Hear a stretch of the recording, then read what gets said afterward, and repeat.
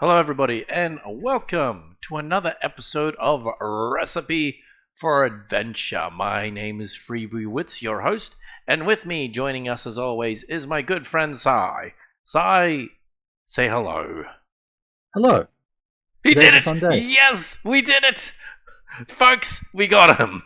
I'm in a good Oh, mood. I played along. I think this is like the first time you've played it completely straight. This is a special day. It's fantastic. Celebrations all around. Oh, okay, Oh, okay. if I make you this happy for waiting, what, like 40 episodes? I guess 50 next time? No. Look, we'll play it by ear. I think it's closer to 42. Yeah. 43 if you include the special episode. Let's ignore that. Let's ignore that for now. Yep. Okay, so 52 episodes I need to wait. That's a full year. Nice. Stop it. Stop it. No. Bad, Sigh. Bad. Um, Geez, we've been doing this series for quite a while. But anyways, moving quite along. My question is a follow-up from last week. And the question is, what are the advantages or disadvantages to playing D&D face-to-face with terrain, minis, the whole shebang? So, once again, it's an in-person type of thing. That is always great, right from the get-go. But having minis allows you to represent the battlefield clearly and concisely, and so everyone around the table can see what's going on at all times. And yes, you might not get to represent your situation as perfectly as online, but there is enough that you can fill in those gaps of the imagination. Absolutely. And yeah, it allows you to have that wonderful, all friendly experience of everyone working together, and people can plan out ideas beside each other, and hey, so we've got 4 kobolds over here and 4 over here. It's you're pretty tanky. Do you want to try to block over those 4, and I'll back you up from behind? And you can really plan things out in Ignoring a the nice, fact that those 2 kobold minis are actual bottle caps. We ran out of kobold minis. I mean, yeah, sometimes that happens. Sometimes you have just several boxes of just minis that you have lying around of various sizes, and and that's helpful in its own way. For when I'm a DM and I'm recording down what enemies are attacked, it's okay, these 4 enemies that have all of a similar theme. These are the kobolds, and they might be scarab, a still scarab token, a a little magman, a little something, all these little tokens. And it's these are the little guys, these are the medium guys. This guy who's bigger, he's the big dude, he's the ogre in this fight. And that way it's because all the minis are different, It helps keep track of picture things. I can keep track of also I get to keep track of which mini is what with my own info recording. It's okay, so armored orc, who's he's got an armored miniature. It's okay, he's taking a bit of damage. Note that down. The other orc, who today I'm representing with just a ghoul mini that I have, for example. It's okay, so this is armored orc, this is ghoul orc, and now I can keep track of which one's taking damage, and it's fun because it allows you to represent everything a little bit better. And do you want to know what one of my favorite parts about minis is? What is your favorite part about minis? When players pick a mini to represent that character. Oh, because it feels like this, it's this that is whole me. thing. This is my gun. There are many like it, but this one is mine. Yeah, and I've had players who have gone out and bought miniatures just to have a unique miniature for the campaign. It's the whole customization thing of ownership and all that stuff. Yep. Oh, yeah, it's a fantastic feeling. And I have actually bought minis for, I can't remember if it was a birthday or a Christmas, but I bought minis. I think it was Christmas. That sounds about right because I gave minis to 2 different people. Oh, It's no, 2. I don't know. I think it was the entire party. It's hey, I found minis that represent each player's characters for this campaign. Here, have a mini. That's very sweet of you, man. Yeah.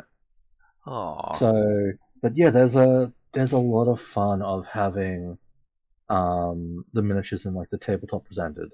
Mm. And there's various ways you can do the dungeon maps as well. Mm-hmm. So one of the simplest ones is you just have a grid Mm-hmm. and you just use a marker to draw the map as you want. Yeah. Nice, easy, free flow. You can find really good markers that are wet erase, so they don't smudge unless you literally get like a wet cloth or something. Yeah, yeah. And as soon as you put water on it, erases like nothing. Oh, yeah. That's what I'm. That's one of the easier ones used in my household. But you can also go a bit more fancy. You can buy specific dungeon maps in like a book, like this huge big book of dungeon maps, and you can fold out the dungeon map to a different locations. Oh, yeah. Those are really, and a lot of them also have that surface that's dry erase as well, so you can still draw on it if you really need to.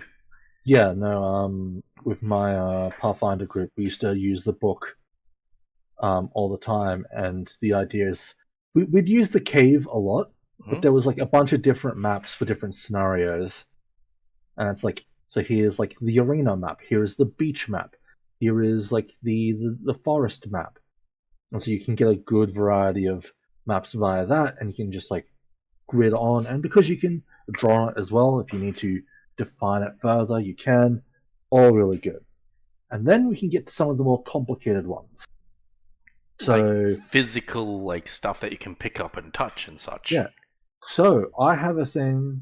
They are warlock tiles, and basically they are little square tiles that I can clip together and actually make bits and pieces. Yeah, make 3D little dungeon maps of walls and such. Yeah, no, I've seen those. Those are really cool. I wish I had some myself. Yeah, I wish I had more. Have you seen Heroescape, the board game, by any chance? I know of it vaguely. I'm so upset that it's no longer really a thing. Like, you can still buy them, I'm pretty sure, but like they're like on eBay and like $1 million each or something like that. But like the base set, they're like hexagon modular bits and pieces for like a war game back in the 90s or something like that. Yeah, I remember seeing the hexagon tiles. Yeah, that type of stuff is awesome as well.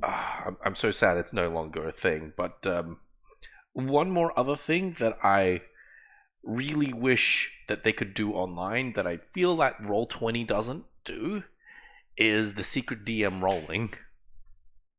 Well, you can roll to the DM secretly. Yeah, but like you can't do it for effect anymore. Like in real life, if you clatter dice, players will go, "Why did you roll that?" Whereas in like Roll20, you do that is like you either get to do it out in the open, and then it sort of it just doesn't feel the same, is what I'm saying. But anyways, there is definitely that fun of behind my DM screen, just people say something and I just roll dice. A lot of times it's not on purpose, just I roll it. This question/answer is going on for a bit, so I just want to throw out one con, and is that and it's a relative con compared to like online stuff, and it's that organizing games together can be a bit harder compared to online play. And the maps and books and all the miniatures will take up a bit of space. Like setup does take a bit longer and such. Yeah. So space in the room is pretty important at times, and the board with all the minis will take up a bunch of space. So that's like one of the bigger issues. Oh, but and if you're going by stereotype, which luckily I haven't had to deal with too much, body odor, that's a thing. Well, that's the same as just playing with people with imagination, right? Yes, yeah.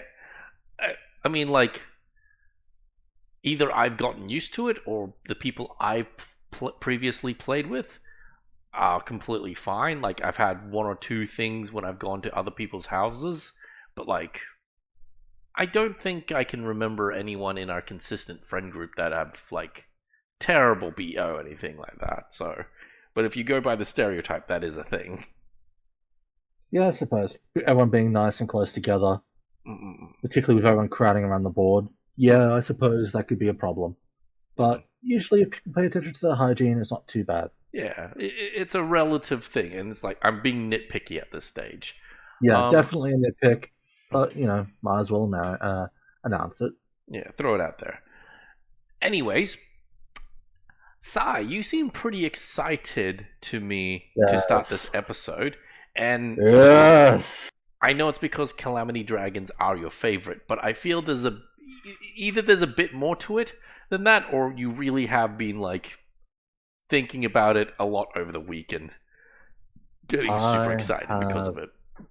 I've been thinking, Okay. and I have an idea Mm-hmm. that I really like Oh. that also fits the idea we had where we wanted a dungeon that was easy to get in, Yep. and then upon defeating the dragon, for some reason it's a lot more complicated getting out. Yeah, the inverse dungeon, as they say. Yes. And I think I have a solution that solves all the problems. Mm-hmm. So initially, like now we're going like Blizzard Dragon. Yeah. And the more I thought about it, the more I'm like, yep, I like it. Mm-hmm. Blizzard Dragon represents like the cold and death, Yeah. which is a nice parallel to the Phoenix Feather of heat and life. Mm. Cool. I love that. Like, the more I thought about it, the more I'm like, yep, no, it is the perfect choice. But I'm like, it's a bit of a shame we don't get to do the lava dragon volcano thing because volcanoes are fun. And then I thought, I see where this is going. what if the Blizzard Dragon's lair is a Is a volcano volcano. Yep. Yep. that the Blizzard Dragon's just sheer elemental might that freezes the location has frozen the volcano to a standstill. Oh. And so, upon killing the dragon, Yep. Yep. Yep. the heat of the volcano melts the ice, revealing areas that you couldn't access before, and potentially melting paths that you used to take to get to this point. Mm. Changing the dungeon from an ice dungeon to a potentially still wet fire dungeon. Okay. Okay. Let's. I'm gonna create a new page. Yep. Okay. Let me just change the set. But, Okay. It doesn't matter. This yeah. is just What do a you think? rough thing. So this is just an example. Yeah. That doesn't have to be what we actually use, but let's say rocks. And I think this is just what do you call it? Map tiles and textures. Free abstracts. No, not what I'm looking for. Terrain. I'm just looking for an example, I'm thinking of a few things that we could do here. Da-da-da. Okay, it doesn't matter. This is just a quick example. Take it all with a grain of salt, all that stuff. There's terrain, and I got some ice. So, from what I gather and what your, yeah, okay, we'll just say this is ice. Why not? Yeah. Okay, so there's a couple ways, and I'm a visual person, so Yeah. I know this is exactly what you're saying. I'm just repeating it in a different form. So, adventurer, let's say cleric, whatever, doesn't matter who we throw out. Mm-hmm. Okay, so I'm gonna zoom in a bit more for the. That is all right. So let's just say this is a bridge. They can go across now because they can go It's on ice. the ice bridge. Yeah. Yep. And then it melts and now it's gone. They have to go a different way. Exactly. Yep. And then of course it could also be there's this room over here that's encased in ice, and like you said, it melts and suddenly there's a new room that they can go into. Yeah. And one thing I was thinking is Blizzard Dragons have a sort of affinity with the undead. Yeah. Because of the negative energy. What do they call it? I swear there's another phrase and or word for it besides negative energy. Well, Lifebane, but yes, just generally like it's bad voodoo. The necrotic. Yeah, Necrotic, that's what I'm looking it's for. the Necrotic. necrotic energy that a blizzard dragon does technically have. Mm-hmm. Um, like they get along well with the undead, and the idea that you could walk into this dungeon and see just like kind of vague shapes in the ice for where the blizzard dragon is Oh. just like sealed up some undead for a rainy day where it might like burrow in and fetch them out for something. Or even like the But Blizzard Dragon's just gotten fat and lazy and just accidentally yeah, froze all their minions. yeah, and all of a sudden it's like the blizzard dragon dies, and the volcano's heat starts to melt the ice because the dragon's no longer fueling it, Mm. and all those things that were sealed away slowly get to pull themselves out. Mm-mm-mm. And so we can also have the bandits turning up as well. But Yeah, this way we can have a full dungeon and not just have every fight be the bandits. yeah. It could even be the bandits fighting the undead, going, "What the hell's going on here?" Yeah. And like we can start things off with because it's a dragon, we can for a sort of a weaker initial force have like kobolds that worship the dragon as like the initial threat that's relatively easy to beat the way through because they're kobolds. And then Absolutely. it's like you defeat the dragon, and now the way out is koboldless. But now there's undead breaking out of the ice. There's the bandits who've turned up and seeing everything falling apart and are trying to salvage the situation. Maybe something else unmentionable that was sealed up in the ice, or something breaking out of the lava now that's free. Mm. Like, I think it's an idea with a lot of like cool merit, Mm. and that allows us to use both the cold weather stuff and a lot of the fire resistant items that we got from the most recent dungeon in Kraken's Bowl as well. The best So, of both worlds. no, I love this idea. Um, I suppose, like mechanically speaking, does that mean we want to have two separate maps, or do we just Yes, want to have the, one? the, the idea is we will have two separate maps. One which is it iced over, which is a lot more simple, Mhm. but noting a lot of like tunnels which are inaccessible due to the ice. Tunnels or even And just rooms, yeah, yeah. yeah, and the idea is we kind of design both dungeons simultaneously for the simple way in, and then the more complicated way out, and basically design it according to okay, these are obstacles that we can pass because of ice or can't pass because of ice. Do we want to design it backwards in that case to like just make the volcano tunnel dungeon first, and then think, okay, where can we put the shortcuts? Where can we put like the blockades afterwards, sort of thing?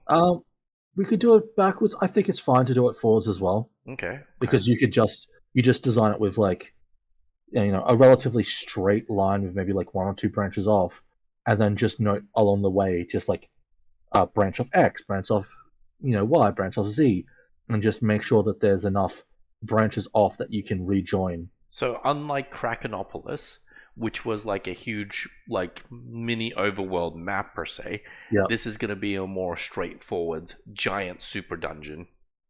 yeah.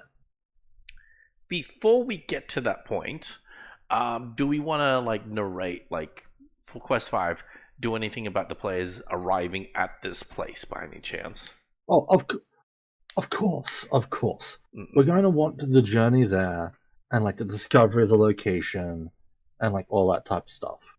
Yeah, so And I just wanted to throw out the idea of I think it'd be cool to do the whole blizzard dragon in the volcano, causing like its sheer elemental like cold sealing the volcano down.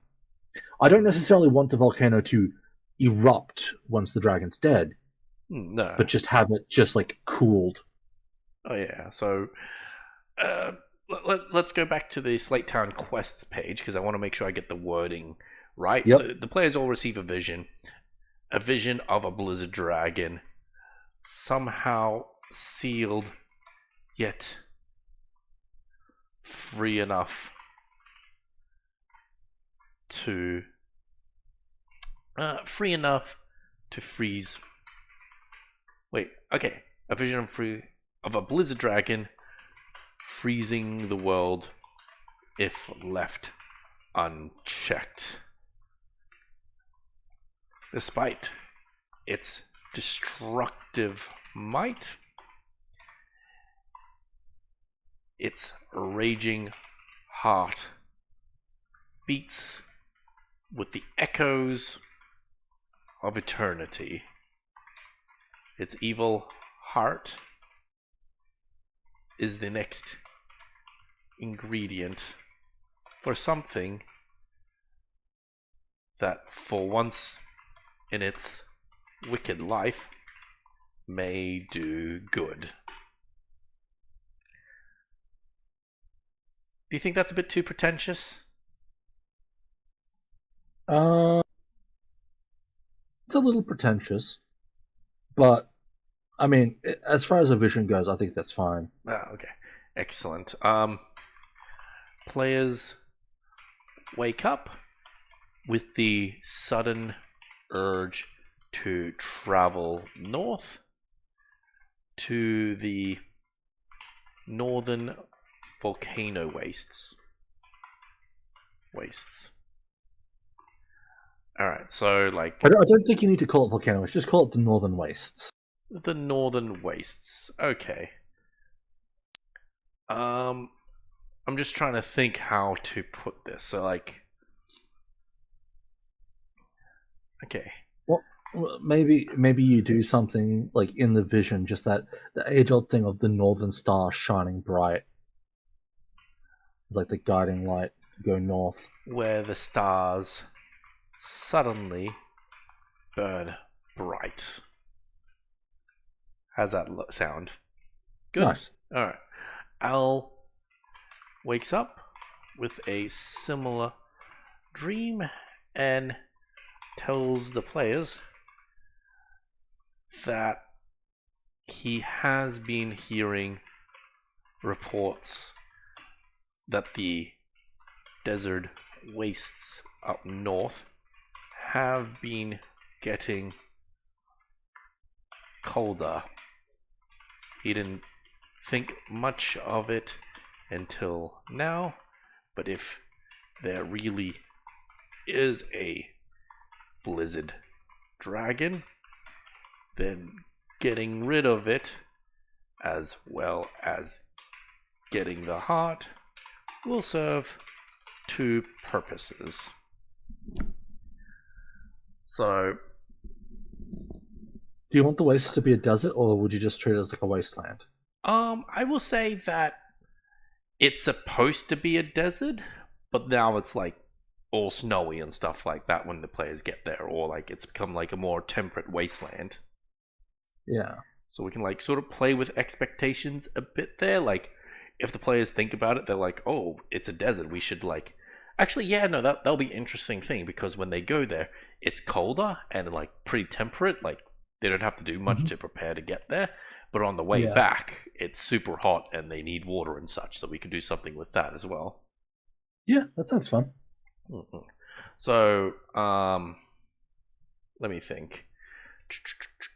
All right, so players can now make their way north, where they see the stars there are much brighter. Do we want to put any lore behind any of the stars, or make like a singular star to be like very important in the world?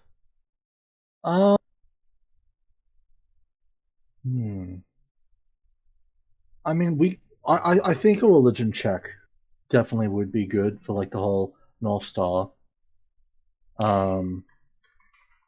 Or you could say like a bit of lore that in times of great need, the gods can guide important people to a destination via a star. Need gods can guide mortals using the light of stars. Okay. The brightness of these civic stars certainly count. There we go. So DC 15, you think? Or do you think it should be a bit easier? No, I think DC 15 is fine because it's like I imagine it's not something that happens just every Tuesday, No, I suppose not. Okay. and it's more of a it's I think it's something that's more like spoken of in legend, but with a religion check, you can be like, no, no, I'm fairly sure it's not just a silly fairy tale. I'm fairly sure it's legit. So do we say it takes about a week for players to get there?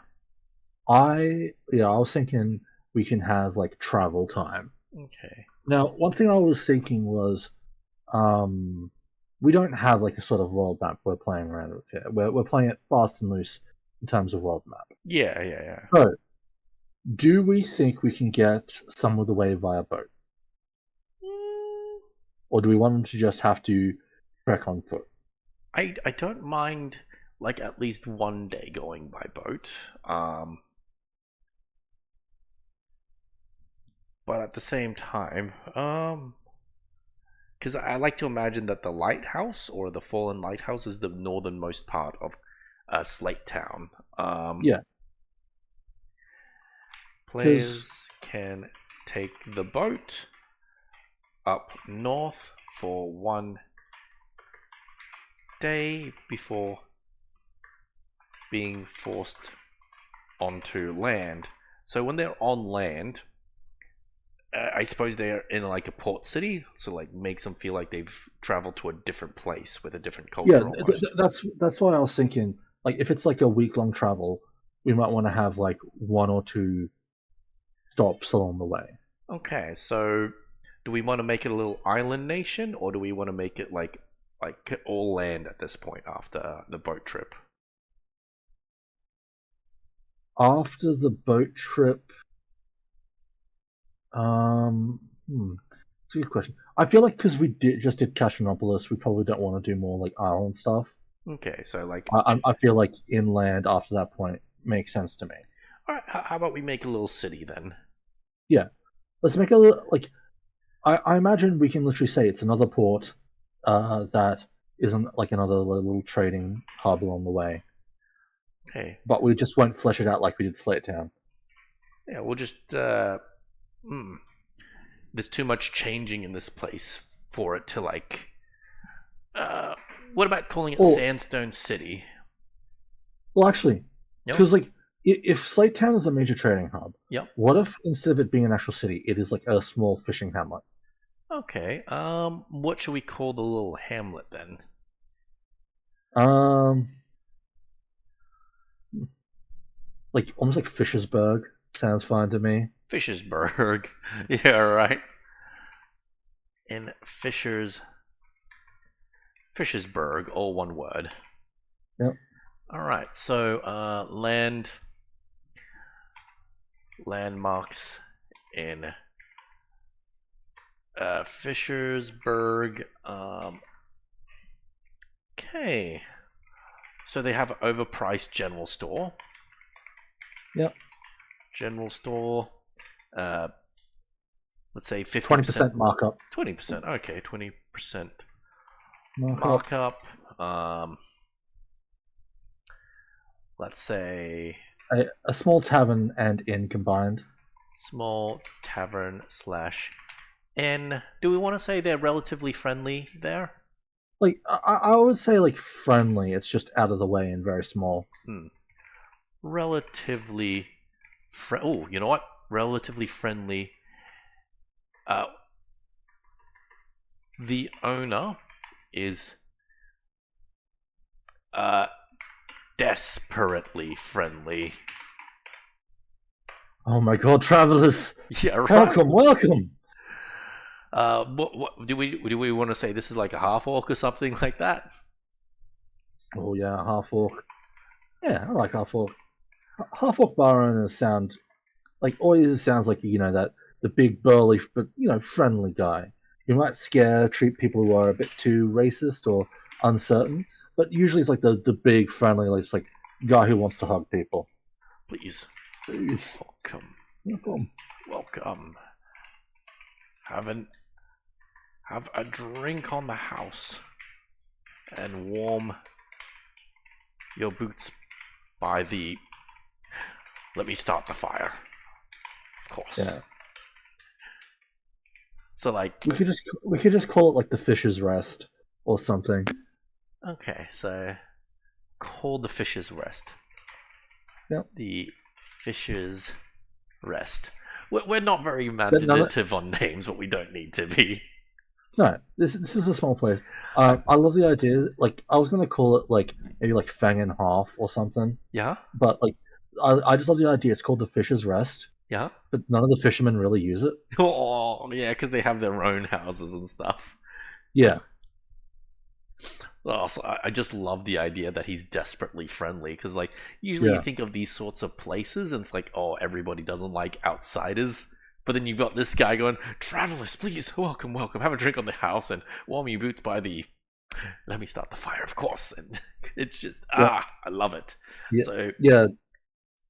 Just the idea that like there's nothing here in so, Fishersberg. oh, in that case, I want to make it clear that the general Hmm. store, 20% markup, though it's not malicious. I just want to make that Yeah, like clear. Like yeah. they're charging extra, but not because they're trying to screw over the players or anything like that. No. Mm, what else do we want to put? Like anything unique in here? Like Um, like I feel like for a small town, that's like yeah, maybe something like one like cool little interesting locale that's not like important, but like maybe oh, you know what would be cool? what? They have a small little because it's a little port town, right? Yeah. Little port. The idea of them having a little cave with like the sort of underwater fishing access, Uh huh. Oh. and so Fishersberg has like unique fish it can occasionally sell Oh. You know what? because it has not just ocean fish but also like underwater variety. Most of the fish they get. Wait. Wait. No. Half of the fish they get throughout the year comes from a cave that contains under wait deep water fish.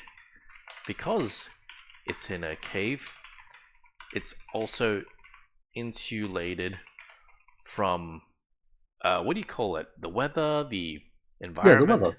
Just call it weather. Yeah, Uh, you from the could say the weather, environment as well. It's fine either way. ensuring that fishing conditions are consistent throughout the year.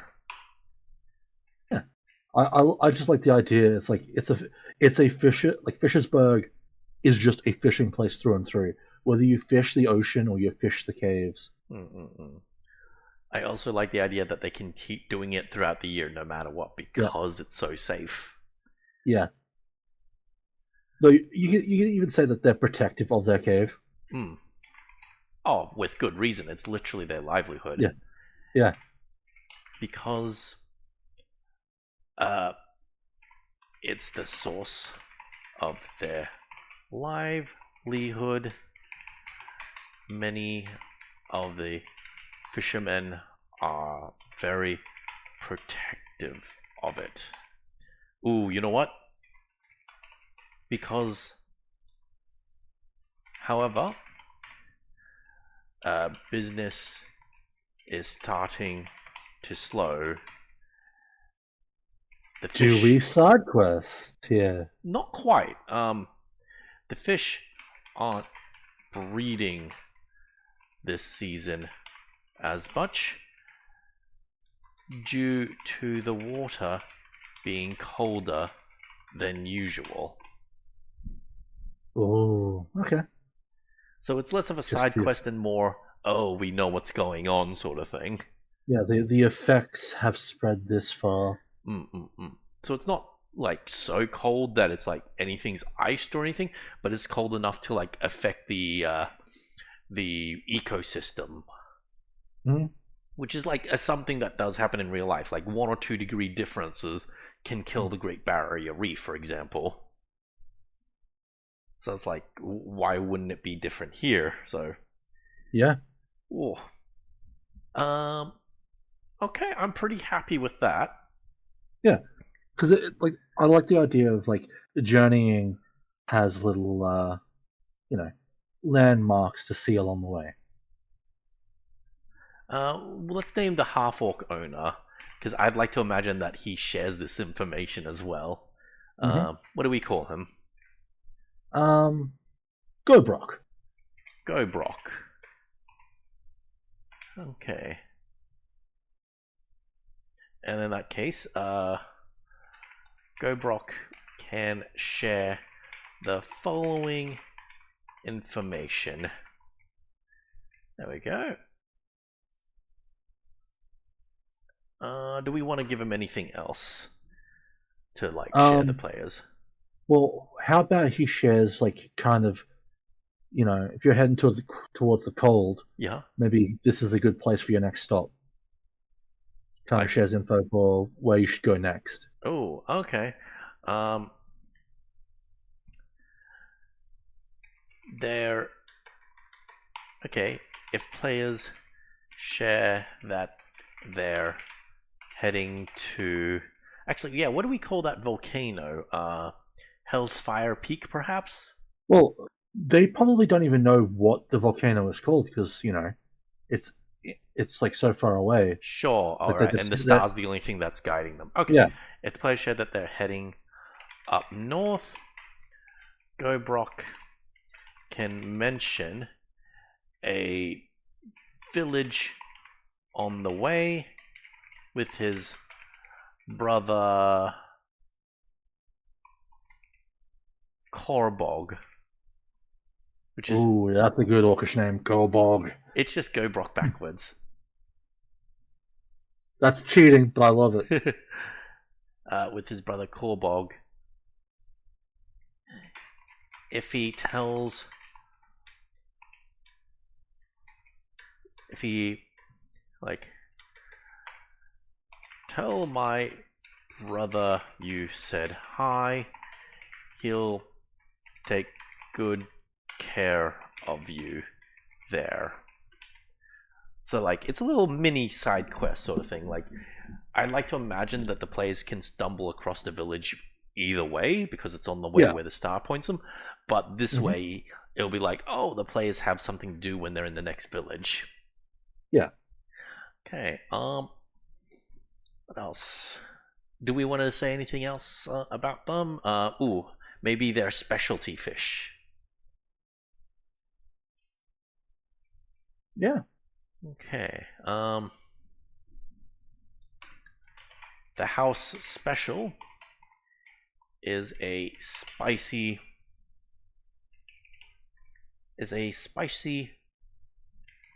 fish that while chewy is very nourishing. It also it looks hideous and terrifying. Immediately I was thinking like imagine if they're like catching anglerfish down there. Yeah, pretty much. Wait, the house special is a naturally spicy fish that while chewy is very nourishing, also looks very hideous and terrifying. It's like, what is this thing? Oh, it's It's the very house special. it's very good.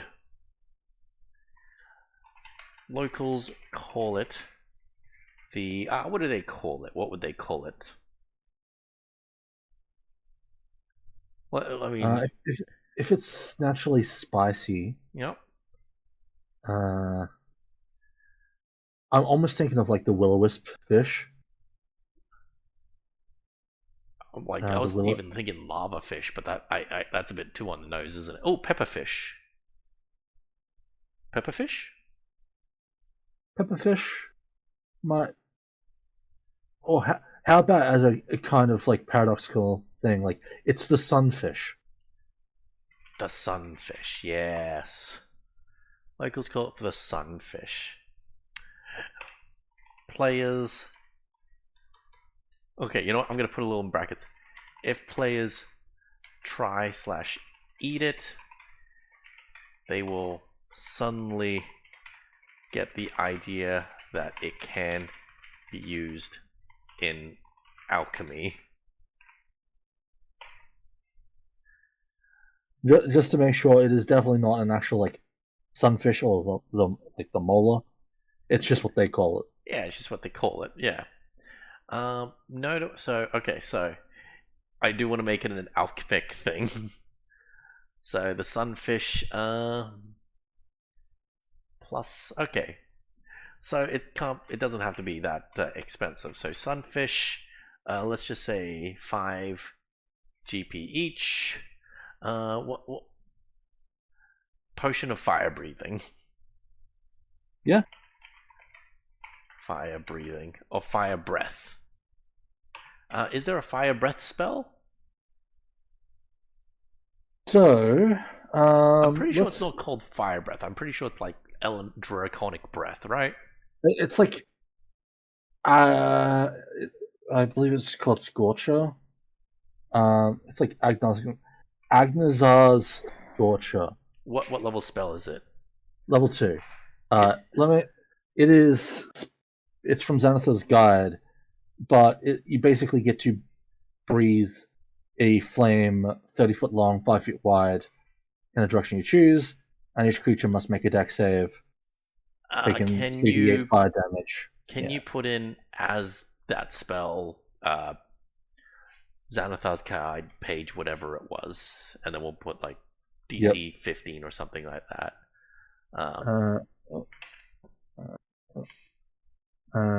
Garnazar's Scorcher. I have no idea who Asganazar is. Yeah, that's a new one to me. Like, everybody knows who Xanathar is. Everybody knows Mordenheim. Wait, no, Mordenkainen? Mordenkainen is. Tasha, everybody knows Tasha. Yeah, Ag and Nazars. That's new to me.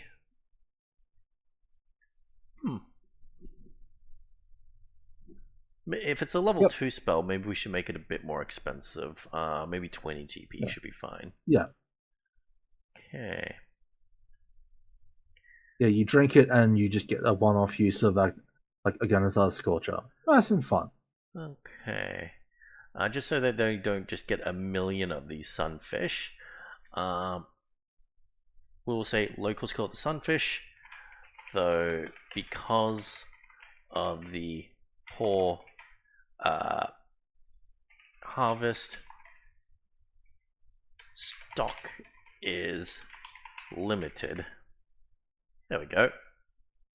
Yeah. I will also mention one fish is large enough to feed 4 people. There we go. And I'll just say limited to like, let's say 2d4 for now. For fish. And how much should a fish be worth? Maybe 1 silver. Sold. 1 silver for food for 4? That's pretty good.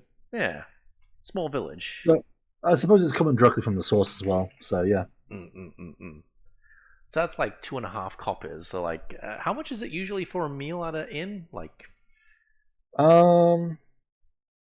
depends on how good of a meal it is. Yeah. It's just like bread. I think it's like 2 coppers for like bread. Yeah. Okay.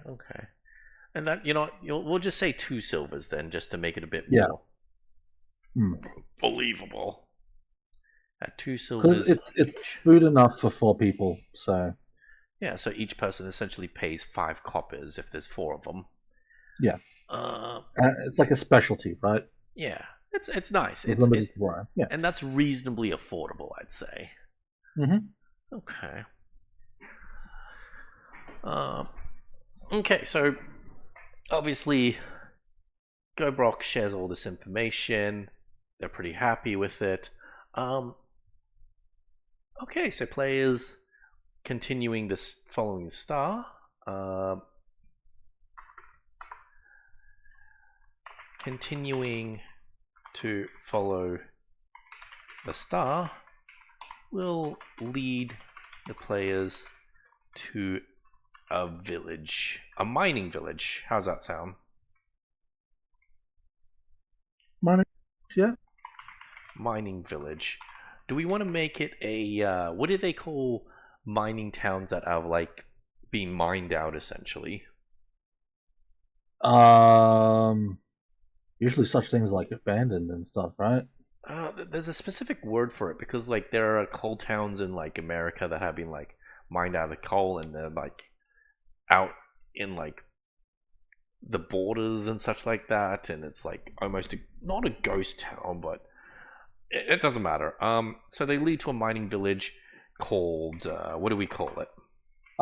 They're called dead towns, at least here in Queensland. Oh yeah, no, I think that sounds about right. That sounds about right. Dead town. So what do we want to call this village specifically?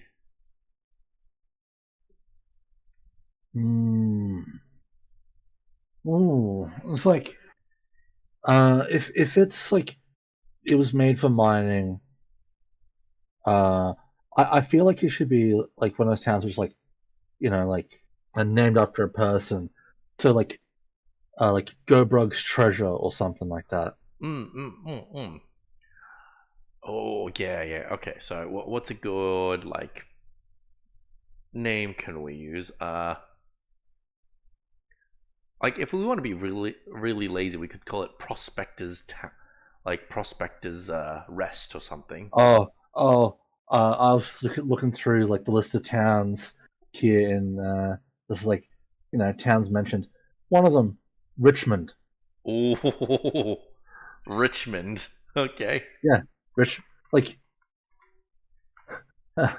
sorry for all the folks who actually live in good old Richmond. That's not just a dead town. But yeah, no, Richmond is, it's a rich mound filled with wonders and metals and potentially gems and gold and who knows what. If we want to really be unknown, we can call it uh, Richmond's Mound. Well, I think Richmond is short for Rich Mound anyway. Oh, okay. That's the entire point. Okay. Yeah. And then like I want to make the players do a history check immediately. Yeah. The place looks dilapidated. Okay. I think I spelt that wrong, but it's not coming up with the red little squiggly line under it, so I guess I did okay. History DC, let's say 14. This place spell it right. Used to be a rich mining city. Now reduced city. Many of its buildings reduced and salvaged to pay its climbing debts. Alright, you know what? Let's flesh out Richmond some other day. I think we're okay for now. What do you think? Yeah, I feel like we could do some cool things with this place. But I think we're just kind of working on the actual journey at this point. Yeah, alright. Though, to be fair, yeah, at least we know that Korbog should theoretically be here somewhere. Korvog will be here. Korbog. Okay. Alright. Alright, everybody. Thanks for watching. We will see you next time. My name's Freebie Wits, and bye-bye. Ciao.